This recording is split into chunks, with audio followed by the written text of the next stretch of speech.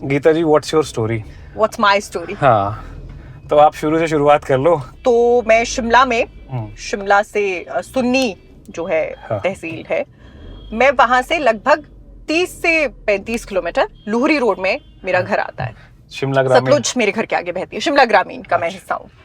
और विक्रमादित्य सिंह? या और मेरी फैमिली जॉइंट फैमिली है मेरी, 18 लोग हैं। हम एक साथ रहते हैं अभी भी, 18 भगवान लोग? की दया से। या क्या बात है।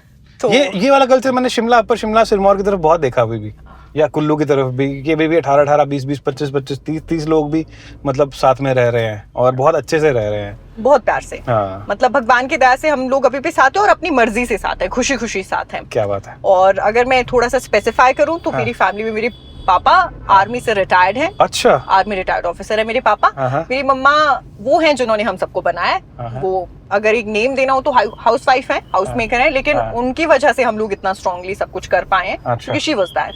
अच्छा। फिर मेरे भैया है, हाँ। और मेरे भैया बैंकर हैं। हाँ। फिर मेरी भाभी, सुशील जी? यस। अच्छा। मेरी भाभी एडवोकेट है। हाँ। और फिर मेरी भाभी एडवोकेट है? या कहाँ, हाई कोर्ट में? या। अच्छा। और मेरी नीस है, मेरी हाँ। भतीजी, हाँ। वो अभी 1 साल की है। अच्छा। जीविशा सिंह ठाकुर। बहुत बढ़िया। तो वहीं पे ही आपकी स्कूलिंग वगैरह वहीं से हुई? या मेरी स्कूलिंग शिमला से हुई है। शिमला से हुई है। कौन से स्कूल से करी है आपने एजुकेशन अपनी? मैं शिमला के पोर्टमोर स्कूल से हूँ। पोर्टमोर से? या। अच्छा, बहुत फेमस स्कूल है।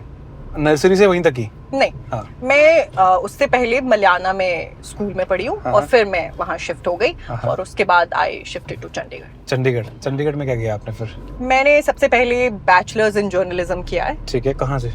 चंडीगढ़ यूनिवर्सिटी। अच्छा, सीयू से पढ़े हो आप? Yes. ओके। और उसके बाद Which मैंने year? मैंने पढ़ी है 16 to 19। अच्छा, ठीक है। या। ओके। उसके बाद मैंने मास्टर्स किए हाँ। In journalism only. हाँ। वो मैंने चितकारा यूनिवर्सिटी, हाँ। राजपुरा। जर्नलिज्म में जाना है, ये कब से आपने डिसाइड किया? इसकी जो स्टोरी है हाँ।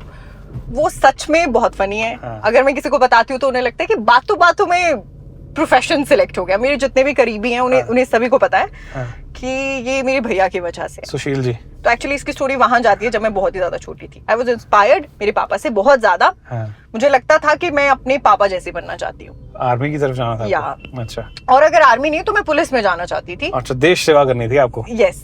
ठीक है। पता नहीं, मुझे ऐसा लगता था कि मैं उसी के लिए बनी हूँ, हाँ। और मैं वही करना चाहती हूँ। तो ठीक। जब मैं सिर्फ 9th-10th में थी तो मुझे लगता था आई हैव सिलेक्टेड कि मैं यही मैं करूंगी। हाँ। यही मैं बनूंगी। अच्छा। और ऐसे ही पापा की तरह एक दिन मैं भी वर्दी में पापा के सामने आऊंगी। वर्दी I'll मतलब salute। आपको फैसिनेट करते थे? या मतलब? अच्छा। बहुत। लेकिन नहीं, आपकी पर्सनालिटी भी वैसी है वैसे मैंने अपने पापा से कहा ये कि पापा, हाँ। मैंने तो सोच लिया है कि हाँ। मैं ऐसे ऐसे करूंगी। हाँ। पापा सेड, तुम कुछ भी कर लो और कुछ भी, हाँ। लेकिन तुम ये नहीं करोगी। क्यों?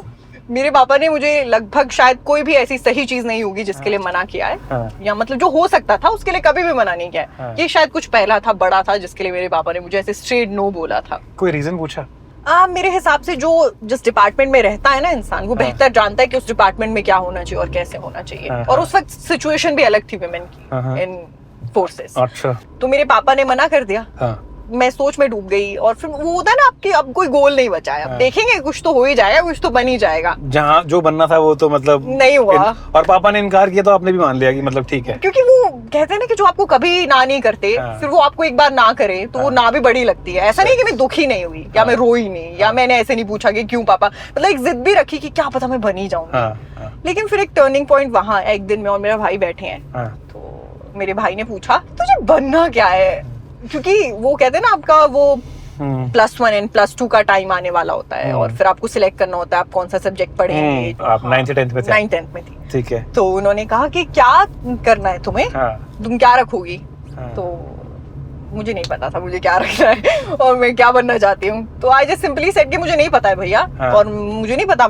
तो उसने कहा कि तू स्पोर्ट्स खेलती है? ऐसे नो, हाँ। मैं लिटरली कोई स्पोर्ट्स नहीं खेला। ठीक है। मतलब जो थोड़ा बहुत होता है बैडमिंटन वगैरह, पर एक जैसे डेडिकेट होकर आप कोई स्पोर्ट खेलते हो और आप पूरी मेहनत उस स्पोर्ट में लगाते हो, ऐसा कुछ नहीं किया मैंने। तो मेरे भैया कह रहे तो तुम क्या करती हो?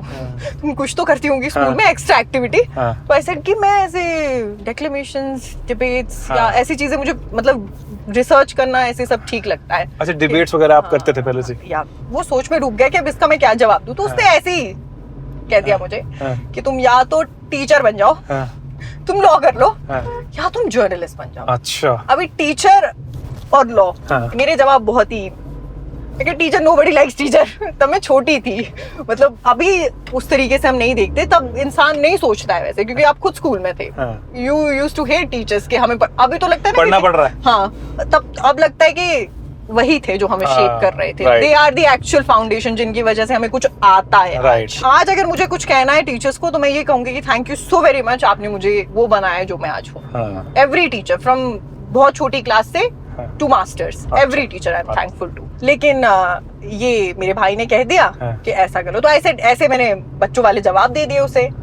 तो मैं कह लॉ में तो किताबें बहुत होती है भैया, अभी यही खत्म नहीं हो रही है, वो कैसे पढ़ूंगी। ठीक है। फिर जर्नलिज्म थोड़ा ऐसे फैसिनेटिंग लगा कि आखिर होता क्या है, मतलब इसमें करते क्या है। तो मैंने पूछा ये क्या हुआ लास्ट वाला।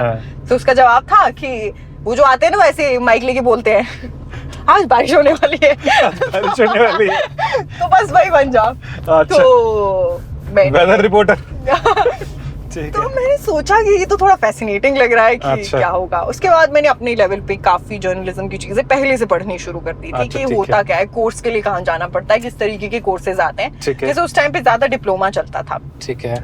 तो कि डिप्लोमा भी होता है पर डिग्री भी मिल जाती है। हाँ। डिग्री में कम लोग होते हैं पर मिल जाती है डिग्री भी, इसकी ठीक है। अपनी डिग्री है, ये वो सब मैंने कर लिया था। ठीक है। तो फिर मैं नाम नहीं लूंगी, पर मैंने शिमला की एक यूनिवर्सिटी में एडमिशन लिया था। अच्छा, नाम ले सकते हो अगर आप लेना हो, कोई प्रॉब्लम नहीं है। पर फिर मुझे वहां पर लगा कि ये यूनिवर्सिटी मेरे लिए नहीं है, इसलिए मैं नाम नहीं ले रही। ठीक है, ओके। तो मैंने वहां से माइग्रेशन ले लिया था ठीक है। चंडीगढ़ यूनिवर्सिटी के लिए, बहुत ही बिगिनिंग में। ठीक है। तो फिर मैं चली गई थी चंडीगढ़ यूनिवर्सिटी। हाँ। तो फिर मैंने वहां पर अपनी बैचलर्स की कंप्लीट की। हाँ। और ऐसे से मैंने पूरा जर्नलिज्म का रास्ता तय किया। मतलब ये बेशक मेरे भाई की तरफ से थॉट आया था कि मुझे जर्नलिस्ट बनना चाहिए, ठीक है। लेकिन ये कब मेरा पैशन बन गया मुझे पता ही नहीं चला। भाई ने मतलब पूरा ये वाला आपको शेप किया इस तरफ, जर्नलिज्म की तरफ। मतलब उनका वो जो बीज जो बोया गया वो मेरे भाई की तरफ से था। अच्छा, ओके। और अभी कैसा रिस्पॉन्स है उनका, उनको कैसा लगता है जब आपको देखते हैं वो? मेरे भैया मेरे सबसे बड़े क्रिटिक हैं। अच्छा। मतलब शायद उसे शुगर कोट करना नहीं आता, कि वो कभी शुगर कोट करके नहीं कहेगा कोई चीज।